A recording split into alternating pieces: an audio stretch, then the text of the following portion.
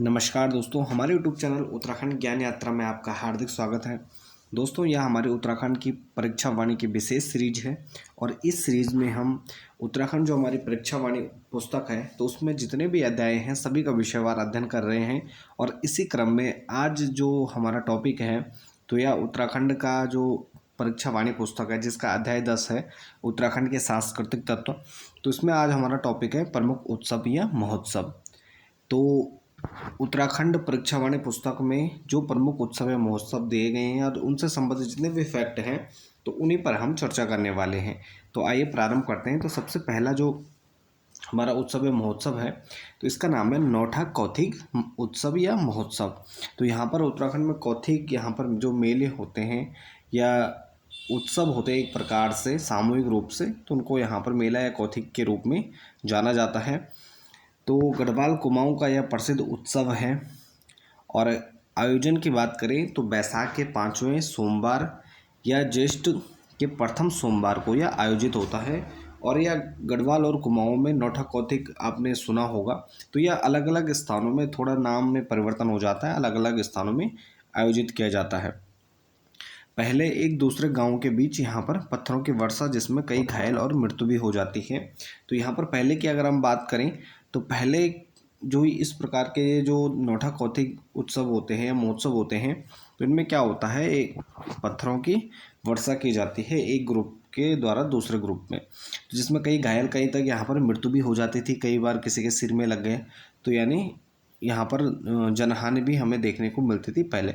तो यहाँ पर ज़्यादातर अब हर जगह लगभग जो हमारी राज्य सरकारें हैं या केंद्र सरकारें हैं तो इस प्रकार के जो आपने सुना होगा, जैसे हमारे उत्तराखंड के जो यहाँ पर प्राचीन मंदिर हैं तो ज़्यादातर उसमें यहाँ पर पशु बलि की प्रथा थी मंदिरों में, तो वो भी यहाँ पर बंद की गई हैं। तो इस प्रकार के जो थे यानी जिनमें जनहानि होती है या पशु बलि दी जाती, तो इस प्रकार के जो चीज़ें थी उनको बंद करवाएगा। तो इस क्रम में यहाँ पर जो ये उत्सव था तो इसमें इनको बंद करवाया गया और ढोल नगाड़ों के साथ प्रतीकात्मक रूप में पत्थरों की वर्षा के यानी प्रतीकात्मक रूप में, जैसे आपने यहाँ पर देवी धुरा का जो मंदिर है माँ बारही देवी का, वहाँ पर भी कुछ इस प्रकार से होता था, लेकिन अब उसको 2013 के बाद यहाँ पर बंद कर दिया गया है और फूल और फलों से यहाँ पर जो युद्ध होता है प्रतीकात्मक रूप से होता है और ढोल नगाड़ों के साथ या प्रतीकात्मक रूप से पत्थरों की वर्षा की जाती है अब।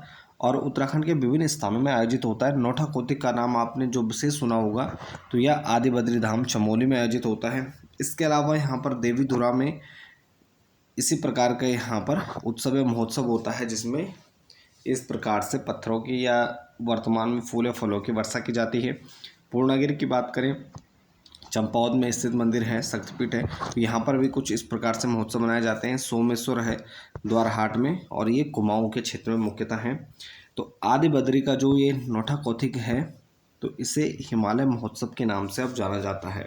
तो यानी जो नौठा कौथिग है इसको हिमालय महोत्सव कहा जाता है और ये विशेष रूप से प्रसिद्ध है।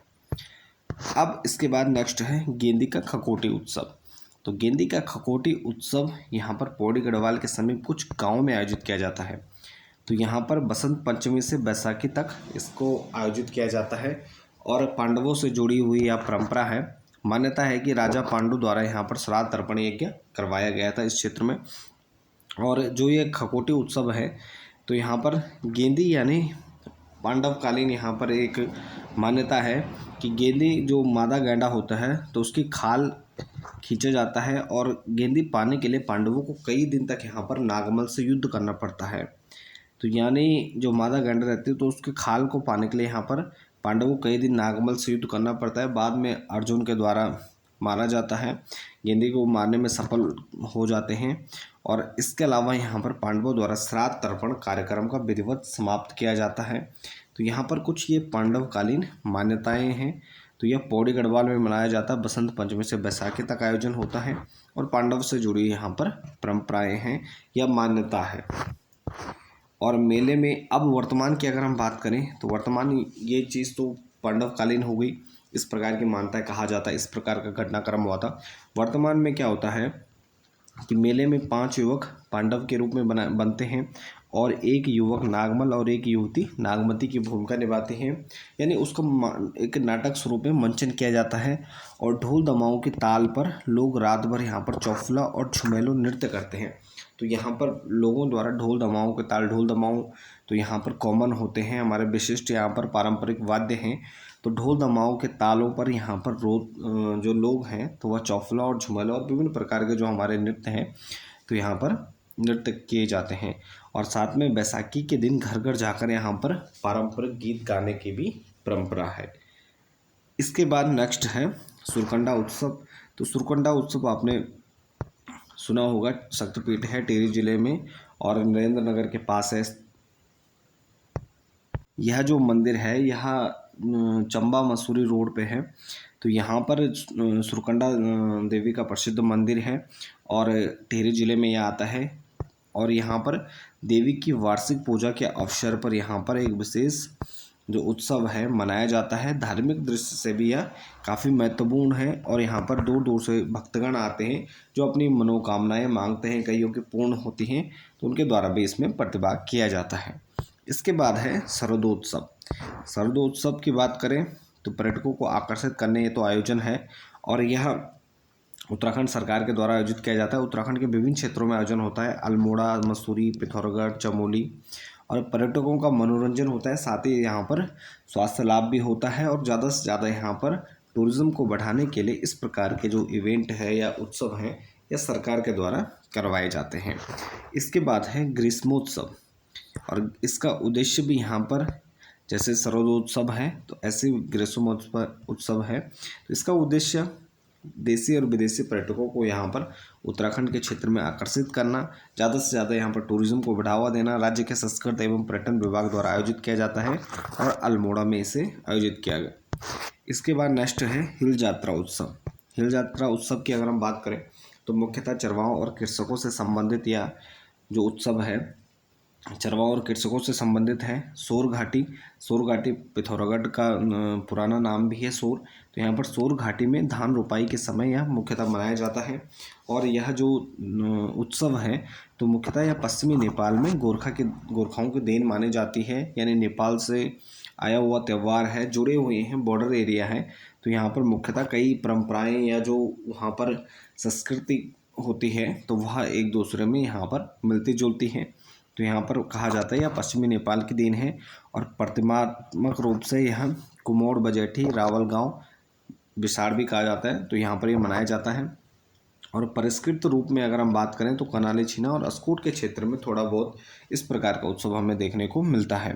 तो इसमें स्वांग नृत्य का आयोजन किया जाता है, चारगा व कृषि कार्यों से संबंधित।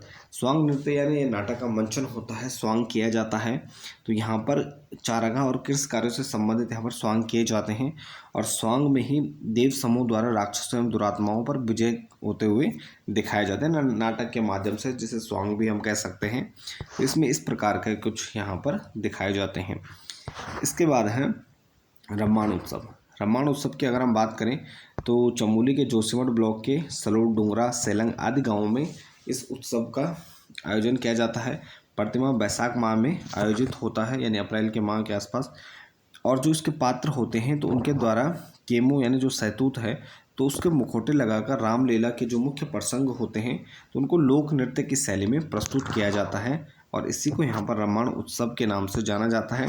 और उत्सव की वार्षिक पूजा, अनुष्ठान, देव यात्रा व स्वांग का इसमें आयोजन होता है। यूनेस्को द्वारा इसे ये जो महत्वपूर्ण है कि 2 अक्टूबर 2009 को यूनेस्को के द्वारा विश्व की अमूर्त सांस्कृतिक धरोहर इसे घोषित किया गया है। तो 2 अक्टूबर 2009 को यूनेस्को द्वारा इसे विश्व के अमूर्त सांस्कृतिक धरोहर घोषित किया गया, जो कि काफ़ी महत्वपूर्ण है। इसके अलावा यहाँ पर हमारे उत्तराखंड में कंडाली उत्सव भी मनाया जाता है या इसे किरजी महोत्सव भी कहते हैं। तो पिथौरागढ़ में भोटिया जनजाति, जो कि हमारी एक प्रमुख जनजाति है उत्तराखंड की, तो भोटिया जनजाति के द्वारा इसे प्रति 12 वर्षों में आयोजित किया जाता है और कंडाली या किरजी महोत्सव के नाम से इसे जाना जाता है या पिथौरागढ़ के क्षेत्र में मनाया जाता है। तो ये कुछ यहाँ पर हमारी परीक्षा वाणी में दिए गए जो प्रमुख उत्सव या महोत्सव हैं तो उन पर हमने चर्चा की। तो इसी के साथ इस वीडियो को यहीं पर समाप्त करते हैं। बाकी आप बने रहे हमारे चैनल के साथ। मिलते हैं एक नेक्स्ट टॉपिक में, नेक्स्ट वीडियो के साथ। धन्यवाद।